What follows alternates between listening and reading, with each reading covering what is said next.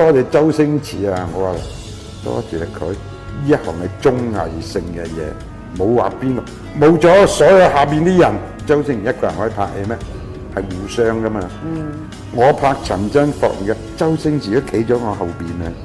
真係嘅，有相嘅，而且我唔叻，佢請我咪講呢句咯。千祈唔好講啊！你冇良心啊！又話佢唔好，我幾時有話佢唔好？從來都冇話過佢唔好，係嘛？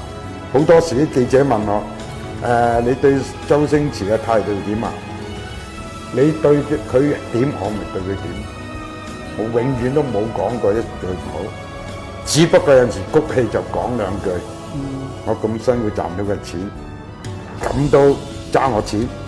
跟住3、4年前有間公司新加有部戲，大約12、13日 ，OK 去傾好晒啦。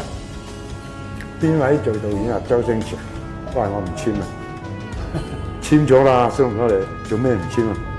我話唔想講啦，總之唔想同佢做啦。點解唔想做啊？做完都收唔足錢嘅，做咩啫？而且壓力又大，冇劇本嘅。佢到時叫你做乜做乜 ，NG 親都要起碼幾十個嘅，真喎，你都唔知坐喺邊度。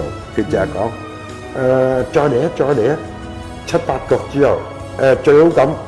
第二個 NG 裏邊第3句對白嘅表情唔係對住呢度，我講粗口添第3個 NG 鏡頭第幾個對白我點知道我做過咩表情啊？我第一次幫佢拍功夫嘅時候，第一個鏡頭 NG 咗48次，哇！真事嚟㗎。48年咗成拍獎啊！我仲唔係啦，咁嚟串我，唔係啊，小龍哥你係最少嗰個嚟㗎，真係。如果你幫我揾到個世外超人，超人嗰個造型係你去諗定佢諗？佢啊，佢諗。佢邊度會？佢永遠都要醜化人㗎嘛！我喺化妝間啊，起碼20日我都唔好意思行出去，真嘅。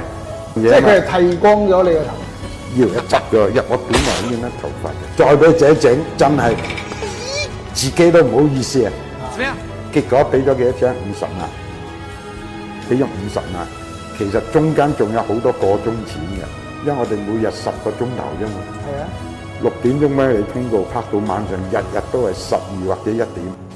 咁我拍咗差唔多2個月。日日都有我份嘅。